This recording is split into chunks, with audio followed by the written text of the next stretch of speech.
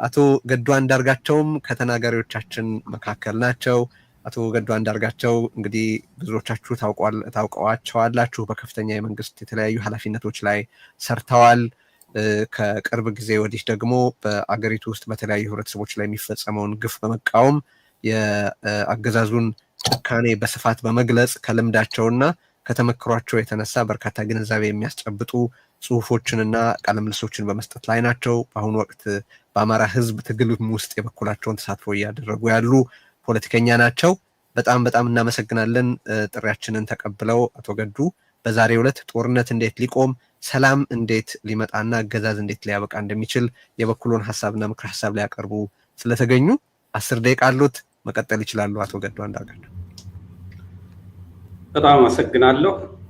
በዚህ ጦርነት ይቆም፣ ግፋዊ አገዛዝ ያብቃ፣ ሰላም ይምጣ በሚል መሪ ቃል በበይነ መረብ በሚካሄደው የተቃውሞ ትዕይንተ ህዝብ ላይ በመገኘት መልእክት እንዳስተላለፍ እድሉን ላመቻቻችሁ የዚህ ፕሮግራም አስተባባሪዎች ምስጋናዬን አቀርባለሁ።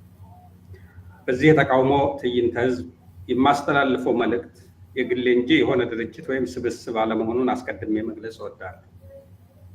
ይህንን ካልኩ በኋላ ኢትዮጵያ ሀገራችን ያለችበትን ሁኔታ በተመለከተ ያለኝን ምልከታና መፍትሄ ይሆናሉ የምላቸውን ሀሳቦችን እንደሚከተለው አቀርባለሁ። ክቡራትና ክቡራን የዚህ ፕሮግራም ተሳታፊዎች፣ የፕሮግራሙ አዘጋጆች፣ ኢትዮጵያ ሀገራችን በተለያዩ ጊዜያት የተለያዩ ፈተናዎችን ተሻግራ በበጎ የምትታወቅባቸውን እሴቶች የገነባች ሀገር ነች። የረጅም ዘመናት የመንግስትነት ታሪክ ካላቸው ጥቂት የዓለማችን ሀገሮች አንዷ ሆኖ በዓለም አቀፍና አህጉር ሰላም ማስከበር ጉልህ ሚና የነበራት፣ ለቀጠናው ሰላምና መረጋጋት በጎ አስተዋጽኦ ስታደርግ የኖረች፣ በነፃነቷና በጸረ ኮሎኒያሊዝም ታሪኳና በዚህ ዙሪያ በገነባችው እሴት እኛ ዜጎቿ ብቻ ሳንሆን ጥቁር ህዝቦች ሁሉ በነፃነት ምሳሌ አድርገዋት ሲያወድሷት የኖረች ሀገር ነች። በቅርብ ዓመታት ደግሞ በጸረ ሽብርተኝነት አቋሟ ጠንካራ የምዕራባውያን ሀገሮች እውነተኛ አጋርነቷን ያስመሰከረች ከመሆኑም በላይ ለሰው ልጆች ሰላም መስዋዕትነትን ስትከፍል የቆየች ታላቅ ሀገርም ነበረች። ከሁሉም በላይ ደግሞ ኢትዮጵያ ከራሷ ጋር አንጻራዊ ሰላም በፈጠረችበት ወቅት ያላትን የህዝብ አቅም በመጠቀምና የውጭ ኢንቨስትመንትን በመሳብ ለተከታታይ ዓመታት ፈጣን እድገት በማስመዝገብ በዘመናት ስትታወቁበት የነበረውን ድህነትን በፍጥነት መቀነስ ጀምራም ነበር። በሀገሪቱ ተገኝቶ በነበረው አንጻራዊ የኢኮኖሚ እድገት የተፈጠረው መዋዕለ ንዋይ በመጠቀም በዘለቄታ ልማት ቁልፍ መሳሪያ የሆነውን የሰው ኃይል ልማት ማለትም ትምህርትን በማስፋፋት አሁን የወታደር ካምፕ ቢሆኑ ትምህርት ቤቶቻችን የጤና ተደራሽነትን ለሁሉም የሀገሪቱ ህዝቦች ለማዳረስ በርትታ የሰራችበትና በዚህም ከፍተኛ ውጤት ማስመዝገብ ችላ ነበር። መሰረተ ልማትን በማስፋፋት ኢትዮጵያን ተስፋ ያለመለመ መንገድ ጀምራም ነበር። ዳሩ ግን በፖለቲካችን አለመስተካከልና ዲሞክራሲያዊ ስርዓት መገንባት አቅቶን ከዚሁ ጋር ተያይዞም ብሔራዊ መግባባት መፍጠር ተስኖን አሁን መልሰን መንግስት በፈጠረው የቀውስ አሮንቃ ውስጥ ገብተን እንገኛለን። ኢትዮጵያ ቀድሞውንም ቢሆን ችግር ተለይቷት ባታውቅም፣ ነገር ግን ባለፉት 7 ዓመታት የገባችበት ቀውስ ያህል በታሪኳ ገጥሟት አያውቅም ብል መሳሳት አይሆን። በአሁኑ ወቅት ኢትዮጵያ እንኳን አህጉራዊና ዓለም አቀፋዊ የሰላምና መረጋጋት ተዋናይ ልትሆን ቀርቶ ዜጎቿ ውሎ በሰላም ከቤት መግባት ብርቅ ሆኖባቸዋል። የሀገሪቱ የ7 ዓመት ጉዞ መገለጫ ጦርነት፣ ግጭት፣ ማህበረሰባዊ ክፍፍል፣ መንግስታዊ ጽንፈኝነትና አፋኝነት የፖለቲካ መድረኩን የተቆጣጠረበት ሆኖ እናገኘዋለን። በመንግስት ግንባር ቀደም ተዋናይነት የሚሰራጨው የተዛባ መረጃ በኢትዮጵያውያን መካከል የከፋ አለመተማመንና የእርስ በርስ መጠራጠር እንዲሰፋ በማድረጉ በጋራ ጉዳዮች ላይ እንኳን አብሮ ለመቆም አስቸጋሪ ሁኔታ ፈጥሮ ይገኛል። ምናልባት አሁን በስልጣን ላይ ያለው መንግስት የተሳካ ስራ ሰርቷል ከተባለ በኢትዮጵያ ህዝብ መካከል አለመተማመን እንዲስፋፋ ማድረግ መቻሉ ነው። የአሁኗ ኢትዮጵያ በዓለም ደረጃ ስሟ ተደጋግሞ የሚነሳው ራሷ በራሷ ላይ በከፈተችው የግጭት አዙሪት በሚሊዮኖች የሚቆጠር የሰው እልቂት ያስከተሉ ጦርነቶች በትግራይ፣ በአማራ፣ በኦሮሚያ እና በሌሎች አካባቢዎች ያለማቋረጥ በየተራ በማካሄድ ህዝቦቹን እየገደለና መሰረተ ልማቷን እያወደመ ያለ መንግስት ባለቤት መሆን መቻሏል። የከፋ የሰብአዊ መብት ረገጣ የሚካሄድባት፣ በገፍ ዜጎቿን የምታስር፣ ሚሊዮኖችን ከቤት ንብረታቸው የምታፈናቅል መንግስት ሆን ብሎ የአምራች ኃይሎች ማለትም የአርሶ አደሮችን፣ ባለ ኢንዱስትሪዎችን እና ነጋዴዎችን ተረጋግተው ስራቸውን እንዳያከናውኑ በማዋከብና እረፍት በመንሳት የምርት ማሳደጊያ ግብዓቶች አቅርቦትን በማስተጓጎል ድህነት በፍጥነት እንዲሰፋ፣ የኑሮ ውድነት እንዲባባስ፣ የስራ አጥነት ችግር ለመፍታት አስቸጋሪ በሆነ ደረጃ እንዲወሳሰብ የሆነባት ሀገር ናት። ዜጎቿ ተስፋ ቆርጠው ስደትን እንደ አማራጭ በመመልከት በገፍ ሀገራቸውን ጥለው የሚሰደዱባት ሀገር ሆኗል። እንዲሁም የቀጠናው የሰላምና መረጋጋት ምሰሶና ሰላም በማስከበር ንቁ ተሳታፊ የነበረችው ሀገር አሁን የቀጠናው የቀውስና አለመረጋጋት ምንጭ ሆና ትገኛለች። በአሁኑ ወቅት ኢትዮጵያ ከራሷ ጋር ተጣልታ በየቀኑ ዜጎቿ በጦርነት የሚሞቱባት፣ በሚሊዮኖች የሚፈናቀሉባት እና የሚራቡባት፣ እያንዳንዱ ግለሰብ ሆነ ማህበረሰብ በሰላም እጦት ወጥቶ መግባት ብርቅ መሆኑ ብቻ አይደለም። ይልቁንም የተፈጠረው ምስቅልቅል ሁኔታ እንደ ስኬት የህዝብን መከፋት የደስታው ምንጭ አድርጎ የሚመለከት መንግስት ያላት ሀገር መሆኑ። በዚህም የተነሳ በስልጣን ላይ ያለው አገዛዝ በኢትዮጵያውያን የተሰለቸ የተጠላና በዓለም አቀፍ ማህበረሰቡም ጭምር የማይታመንና የተናቀ በሆነበት ወቅት ላይ እንገኛለን።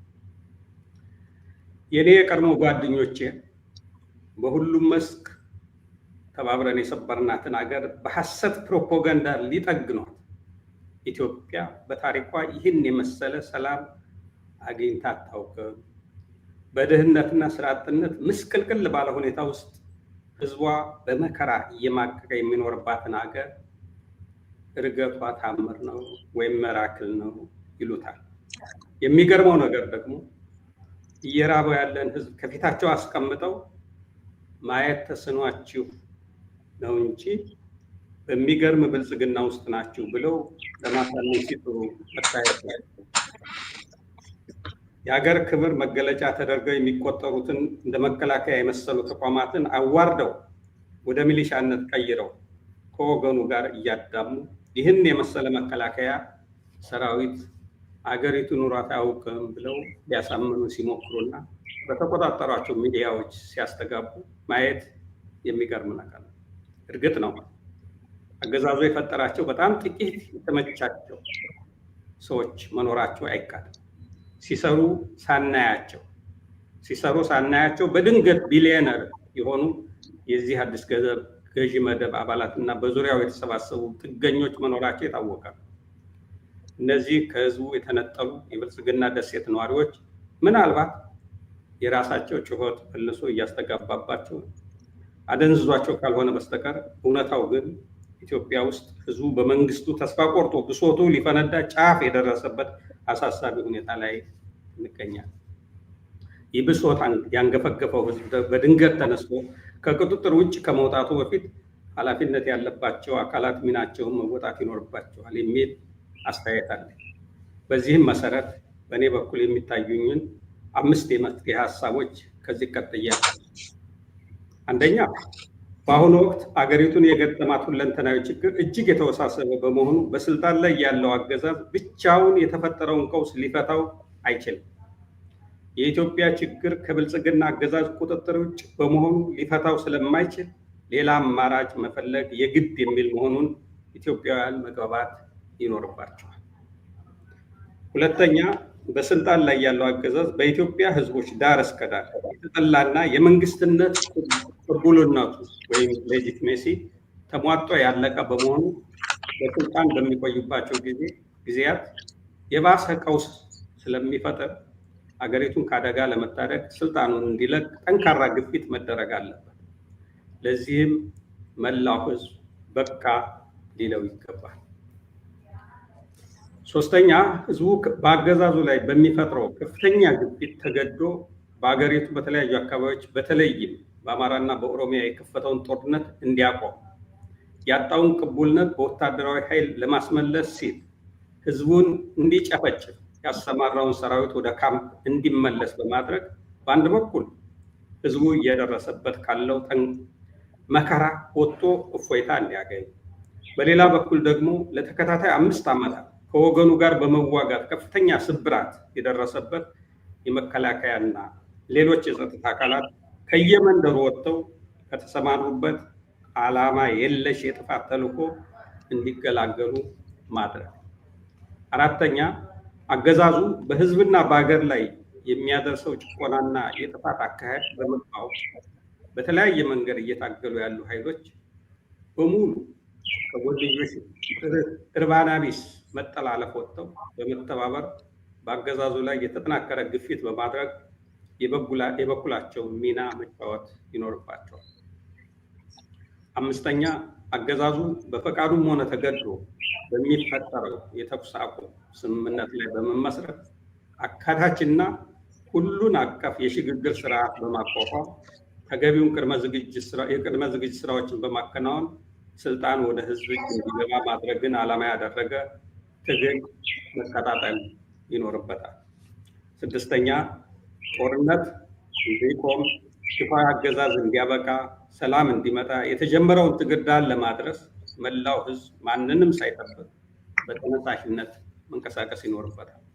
ተሰብስቦ ለመወያየት በግልጽ ለመደራጀት እና ሀሳብን በነፃነት ለመግለጽ አፋኝ የሆነው አገዛዝ ሊፈቅድ እንደማይችል የታወቀ ነው።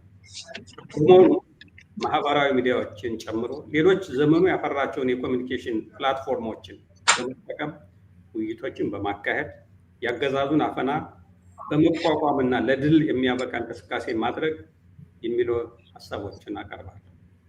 አፈና ይቁም፣ ጦርነት ይቁም፣ የግፍ አገዛዝ ያብቃ፣ ሰላም ይምጣ። አመሰግናለሁ።